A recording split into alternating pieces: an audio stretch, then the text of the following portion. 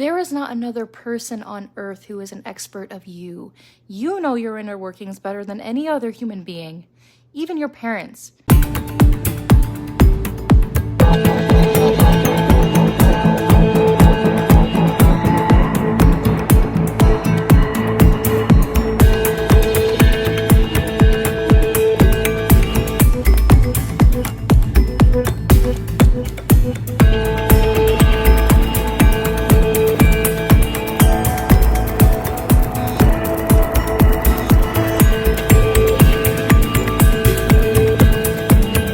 Sometimes we need to learn about ourselves, as the majority of humans never connect with themselves enough to know these deep inner workings about themselves or their own unique thought and emotion structure. Not one person is so similar to another, except by general consensus that the very same mold fits every single one of you. In order to know someone, you have to take on the mind of a scientist, where speculation can't be confused for truth. You are learning about a subject matter foreign to anything that you know, or anything that you think you know. When observing atoms and molecules, for example, a scientist has to approach the matter as an observer. He can't let preconceived ideas, biases, or his own limited understanding through trying to perceive a matter through the lens of what is already familiar to him if he really wishes to know about the workings of atoms and molecules. Ego does not get to have a voice here. The scientist must expect nothing yet expect anything, and be open to receiving new information and making new discoveries. This is growth and progression. It is in realization of things not known prior. Intuition acts independent of what is already known and familiar, and we must be open to perception, to hearing, and to learning any new to us activity.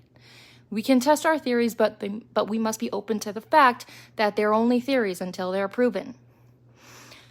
A scientist understands the natural biology of a subject, and that external influences, damage to the cells, to the information centers, mutations, etc., can render different activity, and to the untrained eye, you wouldn't see the masking. Every variable, every behavior, every response, past and present, must be noted and observed and tested from every angle. A quick Google search states a scientist systematically gathers and uses research and evidence to make hypotheses and to test them and to gain and share understanding and knowledge. An article in Forbes states that we tend to think of a scientist as someone who gets a hypothesis in his or her head, then sets off to try to prove it. When you think you're right about something, it's only human nature to want to go out and find evidence to support your convictions. Bad news is, it's easy to find evidence that supports your beliefs, even if your beliefs are wrong. The search for supporting evidence is considered human bias. Science calls it a confirmation bias. In its ideal form, science keeps our need to be right in check with getting at the truth. Science sets out to find disconfirming evidence. Scientific hypothesis generates measurable predictions. The requirement of falsifiability means your hypothesis also has to survive rigorous attempts to find examples where your predictions are wrong. This means an established scientific theory is simply a theory that hasn't been disproven yet. The Encyclopedia Britannica states it like this: scientific theories are instead incrementally corroborated through the absence of disconfirming evidence in a number of well-designed experiments. Like a fighter, a scientific theory is a reigning champion until it is overthrown by a theory that survives more and better challenges. End quote.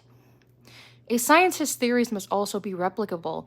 It must provide the same results every time that is repeated by anyone who tests it.